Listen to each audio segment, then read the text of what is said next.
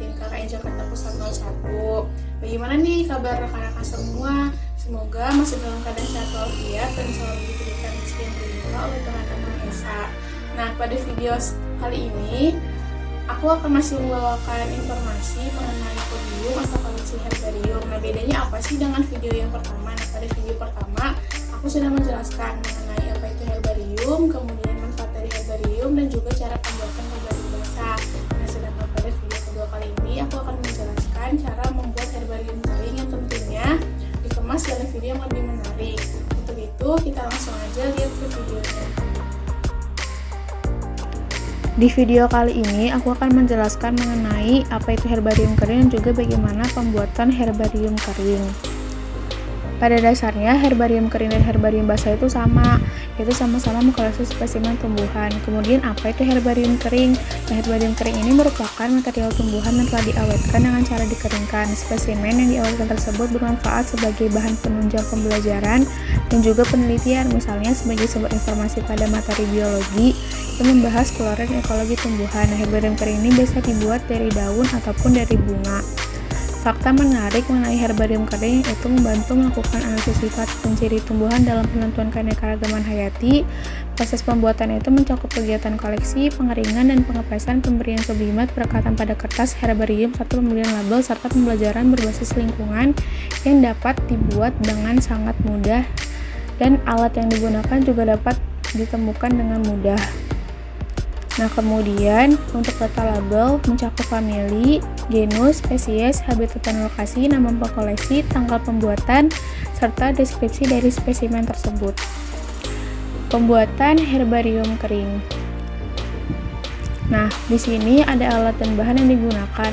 Yang pertama itu ada solatif, alkohol 70%, HVS, buku tebal, daun, bunga, karton manila, sampul plastik, dan juga koran. Nah, daun yang aku gunakan di sini itu daun jambu. Nah, saatnya kita masuk ke dalam sesi pembuatan herbarium kering. Nah, langkah pertama ini kita harus menyiapkan semua alat dan bahan yang telah aku sebutkan tadi.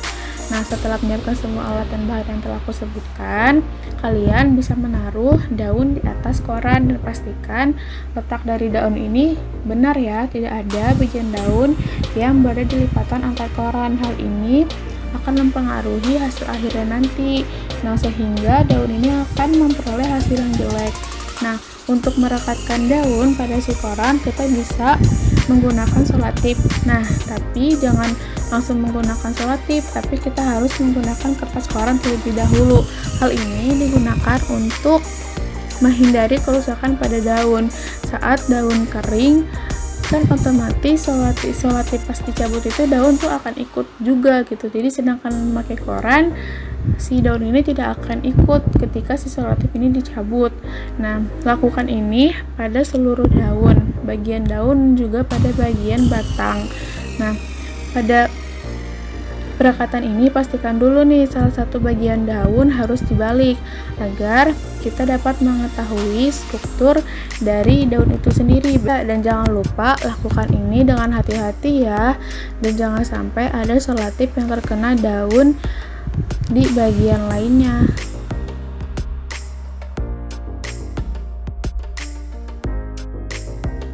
Nah, kemudian kita bisa menutup bagian lain koran yang kemudian direkatkan dengan solatif.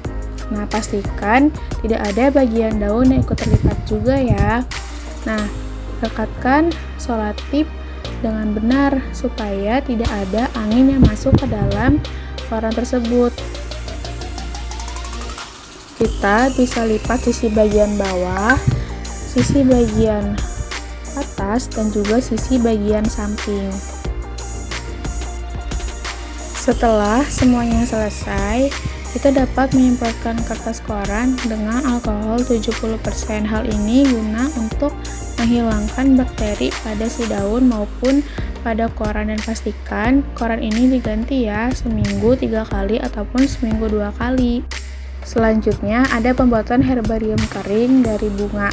Nah, proses ini lebih mudah daripada kita membuat herbarium kering menggunakan daun. Nah, di sini tuh ada buku tebal, kemudian ada HVS, kemudian ada bunganya. Nah, yang pertama itu kita bisa meletakkan HVS pada bagian salah satu buku. Nah, setelah itu kita dapat meletakkan bunga di atas HVS tersebut. Kemudian lipat sisi HVS menjadi dua bagian seperti ini.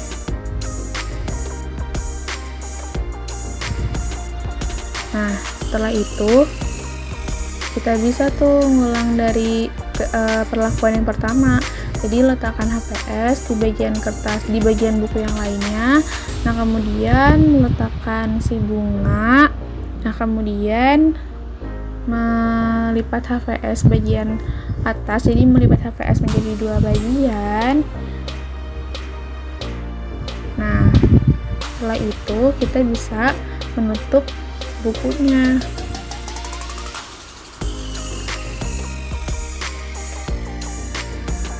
Karena herbarium kering harus dikeringkan selama 14 hari, kita sudah ada nih contoh dari daun dan bunga yang sudah dikeringkan sebelumnya.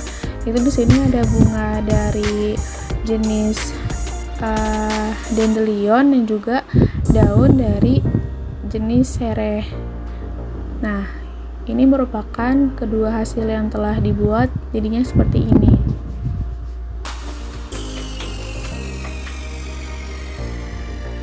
Gimana nih video kedua kali ini?